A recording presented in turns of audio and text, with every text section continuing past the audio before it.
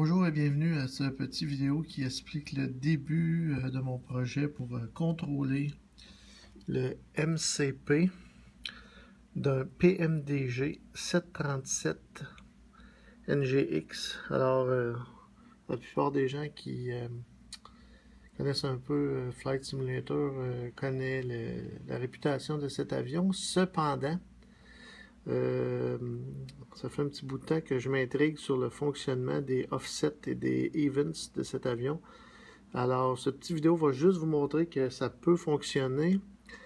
Et je vais mettre un fichier zip avec le code et les explications, ainsi que quelques petites images, explications et tout. Essayer de rassembler le plus d'informations possible que vous puissiez faire la même chose. Pour l'instant, j'ai un breadboard qui fait... Je vais mettre le circuit. Pour ça, ça prend des condensateurs, quelques résistances.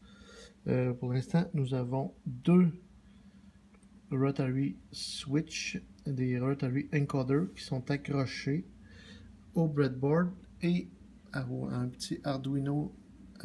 Pour l'instant, c'est un Uno, mais plus tard, on va utiliser un Mega, peut-être deux, dépendant de ce qu'on a besoin pour interfacer tous les switches nécessaires et les LCD ou versus les LED, là, les afficheurs à 7 segments pour reproduire un MCP complet qui va être seulement être alimenté par USB et qui va fonctionner avec le logiciel que vous connaissez peut-être qui se trouve à être Link2FS.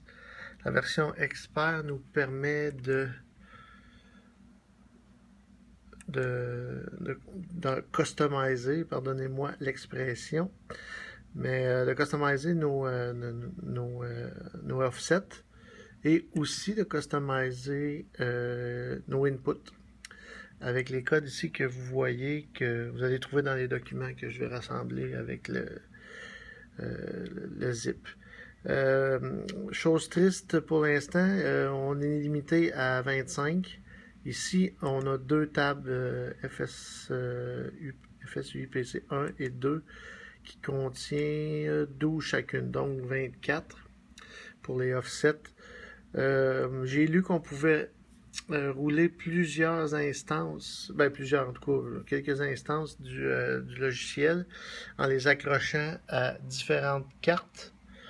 Mais pour l'instant, ce que je trouve bizarre, c'est que vous voyez ici, j'ai quelques profils, mais chacun de mes profils qui sont sauvegardés me ramène la même configuration ici, sauf peut-être ici le Sim Connect, où on voit tous les crochets. On dirait que ça, d'un profil à l'autre, ça fonctionne. Mais en mode expert, peu importe ce que je fais, ça se retrouve pour l'instant. En tout cas, je vais peut-être trouver quelque chose plus tard. Mais à date, je pense que pour le SMP,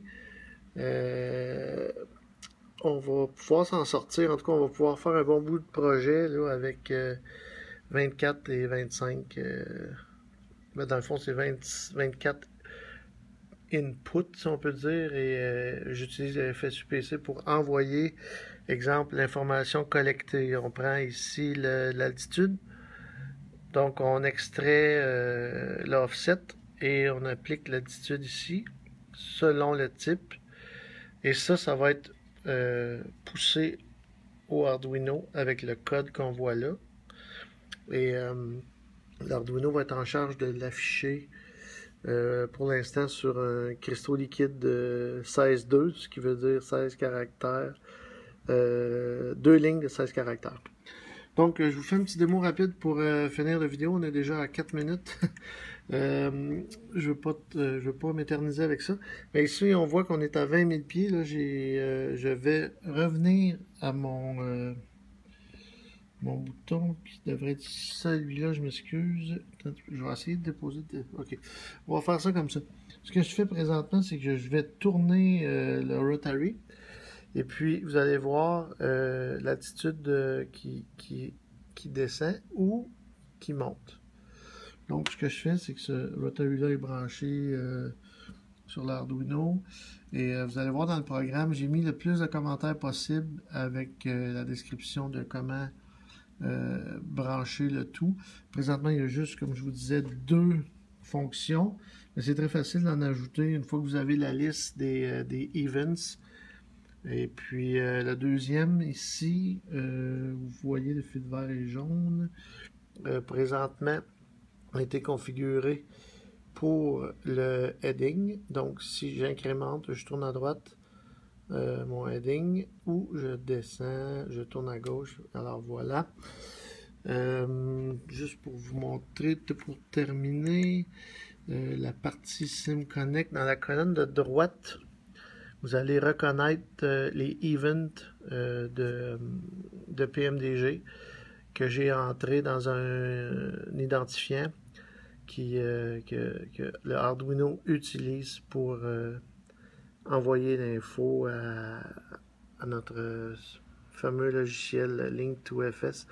Sans lui, je ne sais pas par où j'aurais commencé. Déjà, de trouver les offsets, ça me prend un peu de temps de comprendre. Puis, si vous regardez ici dans la section Input Testing, la manière dont ça fonctionne, c'est que le Y17, qui est ma fonction Y17 ici, avec l'events 70033 que vous allez trouver dans le document, eh bien, pour incrémenter ou décrémenter, il y a une variable. J'ai fait un peu d'essai-erreur. J'ai vu quelque part sur un forum le 1000 ici ou le 5000 pour monter ou descendre la valeur. Donc, je vais tenter d'expliquer tout ça dans mon document. Mais ça vous donne une idée. Et puis, si j'avais eu une petite vidéo comme ça, il y a quelques mois, ça m'aurait encouragé. Mais maintenant que je sais comment procéder, j'ai des pièces en commande. Puis, je vais commencer à retravailler mon MCP parce que vous avez probablement vu sur mon blog, dans le fond, sur mon site web, que j'avais fait une version sans cristaux liquides, sans afficheur. Autrement dit, c'était juste des boutons qui paramétraient l'avion. Donc, j'étais toujours obligé, c'est pas une façon de parler parce que le PMDG est très bien fait et c'est pas désagréable d'avoir le MCP en visuel sur un écran. Mais mon but dans les prochains mois, parce que j'imagine que ça peut être long selon le temps que je vais avoir pour commencer le projet et commencer et poursuivre, va être de créer un cockpit un peu plus, non pas un peu plus, mais le plus possible à l'échelle et avoir l'impression d'être vraiment dans l'avion. Donc d'éliminer tout ce qui est intérieur, de bâtir vraiment un cockpit pour ensuite installer une vue extérieure qui probablement va être des projecteurs sur un écran curve screen, je ne sais pas comment dire en français, sur un écran courbé, utilisant 2 ou 3 projecteurs dépendant du budget et de comment ça va fonctionner. Mais pour l'instant, on va commencer à bâtir le cockpit. J'ai déjà les plans. Je vais sûrement faire une autre petite vidéo là-dessus pour le début, mais en même temps, ça n'apprend pas grand-chose aux connaisseurs parce que la plupart des gens qui sont rendus à ce stade-ci de vouloir bâtir le MCP versus l'acheter je l'ai vu à 525 $ US, qui est la version GoFlight. Je la trouve pas très réaliste. Bon, on n'est pas si loin, mais j'aime de loin la version de Flight Deck, mais on arrive ici à 1200 $, je pense. Mais peut-être ça inclut le FIS, oui c'est ça, le FIS qui est ici. En tout cas, bon, j'ai trouvé ça un peu dispendieux, puis en même temps, mon plaisir, c'est de bâtir le cockpit. Alors, si vous êtes comme moi, l'information que vous allez trouver suite à cette vidéo, dans probablement un lien un peu plus bas ou en quelque part dans le blog, sur mon site, dans la version MCP. Ça va vous intéresser beaucoup. Et je compte bien sûr faire d'autres vidéos. Alors j'arrive à mon 10 minutes déjà. Je pensais jamais faire un exposé de 10 minutes pour quelque chose. Et voilà, c'est fait. Alors, merci beaucoup et bienvenue sur benoîtcampeau.com /FSX. Et n'oubliez pas de suivre pour la suite les dénouements de l'histoire. Alors, au revoir.